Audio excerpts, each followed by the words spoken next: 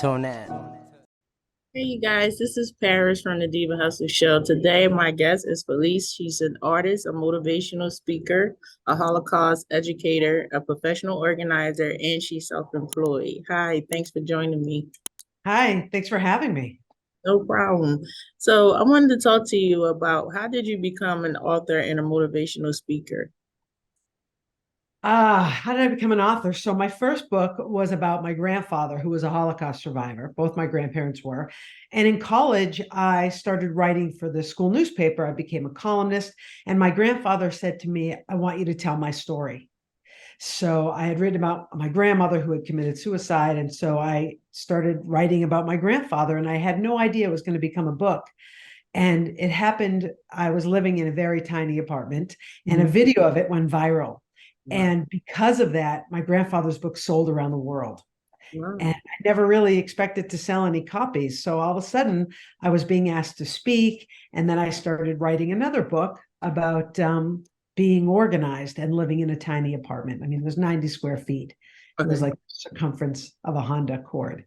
So because of that, I started speaking. That's how I got to be speaking about motivation and how, you can live large in any size space. And it's not just about organizing and decluttering, but it's about how to get motivated to do whatever you want to do. And when you were living in your small apartment, how did your perspective and life change? Well, I grew up in a huge house in Massachusetts, and I always thought I would live in a big house because that's what I did. But I moved into this tiny apartment because the rent was low and I could quit my stressful job and finish writing that book about my grandfather. And I thought I would stay 1 year. But Mhm. at the end of that year, I was like, I don't want to leave.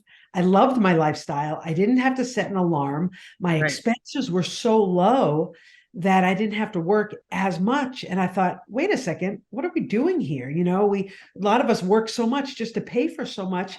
And a lot of that stuff is stuff we don't even use or need. Right. So all of a sudden, your happiness goes up and your expenses go down. It's a no-brainer.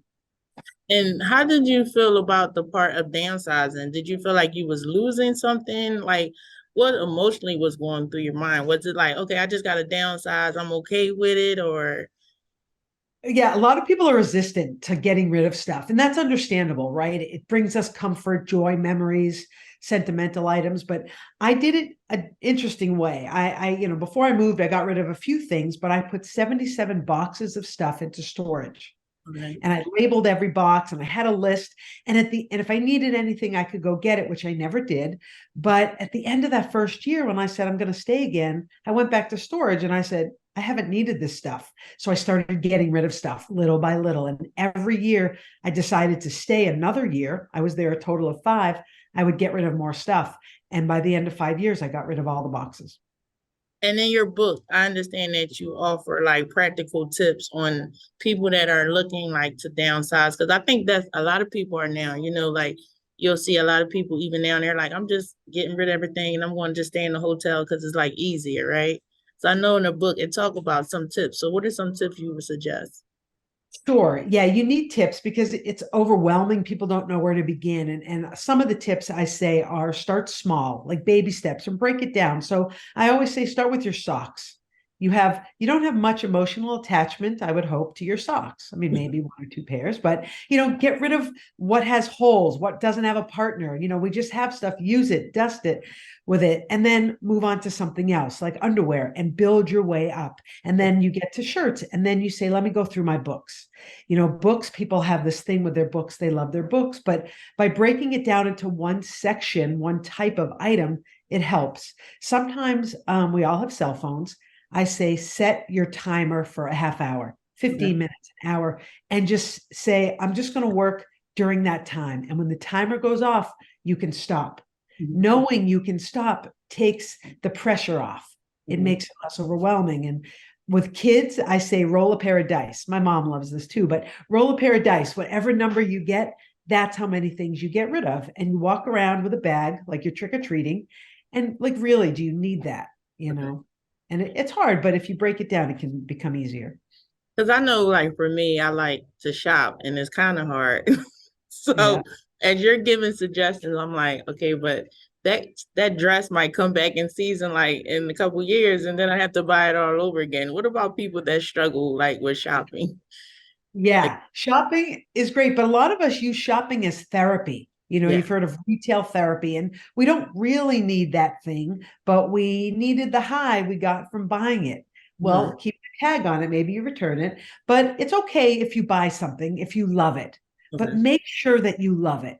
mhm, Because if you don't love it, if you buy it because it's $29.99 or because it's buy one, get one free, or whatever it is, you don't love it, and chances are you're not going to wear it. So okay. that bargain is really an expense you didn't need to spend. It is, things do come back in fashion. They might not fit us. Like after the pandemic, I went into my closet and my clothes were mad at me and they just didn't fit. So it's like, oh, okay, it wasn't that I ate more. But sometimes we have to go through because we might buy something because we're in that mood. But a year or 2 or 3 years later, it's not our style. Right, So, it's easy to kind of go through your closet and think what you don't need. But sometimes it's better, like if you're going to really do a clean out, take everything out of the closet and right, go through one at a time and try it on and make sure you love it. right. But yeah. And what advice would you give to people that are like thinking about downsizing, just even thinking about becoming an author, like they don't know where to start? What advice would you give to them? Well, there's two different things. So if you want to begin downsizing, definitely baby steps, but I always say whether you want to be an author, whatever it is you want to do, downsize, have your why.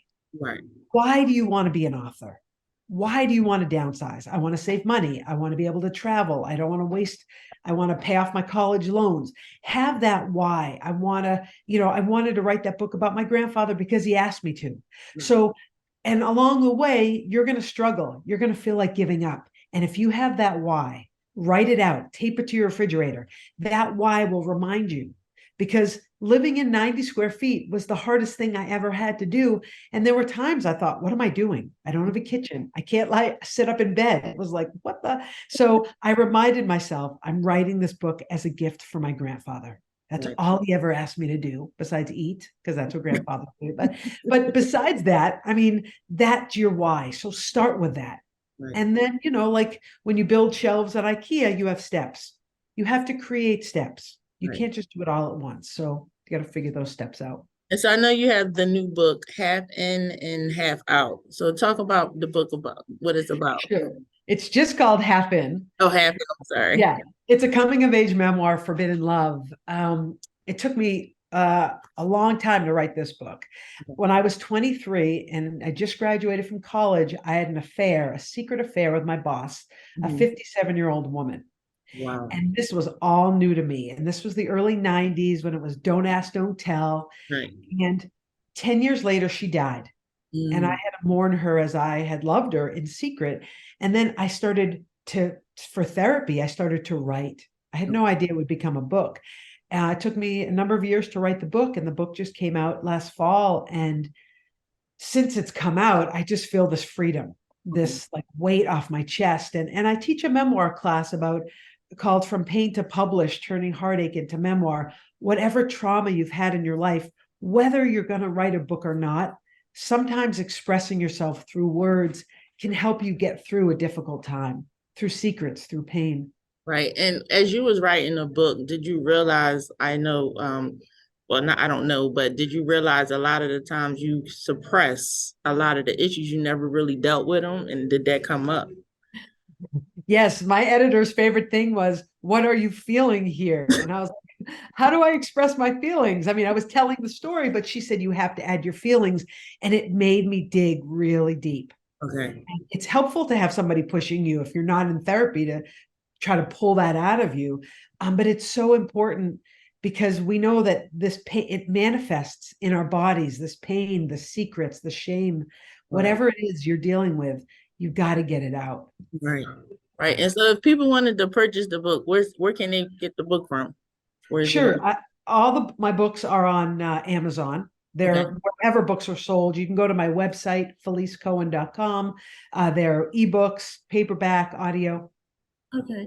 And if people wanted to get in contact with you to book you as a speaker or just, reach out and sign up for your classes, how can they go about that?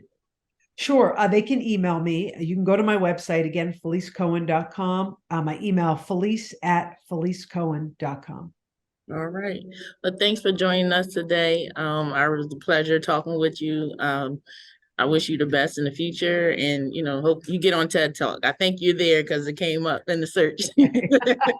I will. Thank you for having me. This was fun. Tonette.